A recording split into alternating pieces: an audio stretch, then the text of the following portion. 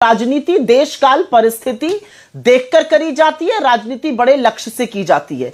2024 के चुनाव में हम पूरी तरह से कन्विंस थे और आज भी कन्विंस है कि बीजेपी को रोकने के लिए हम सबका साथ आना जरूरी था और हमारे साथ आने की वजह से बीजेपी आज एक कोalition सरकार, एक गठबंधन की सरकार नरेंद्र मोदी चला रहे हैं और दो बैसाखियों पर निर्भर होने को मजबूर है। जदयू और टीडीपी 240 पर लाकर इंडिया ने उनको पटक दिया, 400 की बात कर रहे थे।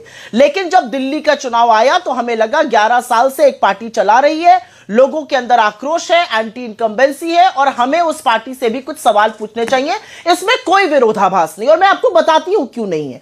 जब बीजेपी को वोट चाहिए होते हैं नागालैंड में, गोवा में, केरला में, तो वो बीफ बैन का विरोध करती है। वो कहती है बीफ बैन गलत है, लेकिन उसी बीफ बैन के लिए बीजेपी और उनके साथी लोगों की हत्या करने को यूपी और बिहार में तैयार हो जाते हैं। तो देश काल परिस्थिति देखकर मुद्दों की और घटक दलों की राजनीति की जाती है, इसमें कोई विरोधाभास नहीं है। बीजेपी जब तक महबूबा मुफ्ती जी के साथ थी, उनको महबूबा जी कह के पूरा सम्मान देती थी, फिर उनको गुपकर गैंग का सदस्य बुलाने लगी। तो ये असलियत है इनकी, हमारी ये असलियत नहीं है। अगर देश काल परिस्थिति देखकर हमें साथ आना था तो हम आए और मुझे लगता है कि उसका परिणाम इस देश ने देखा। मैं यहां पर दो बातें कहना चाहती हूं। आम आदमी पार्टी आपको बीजेपी की बी टीम कह रही है, हमने ढिमकाना कर दिया।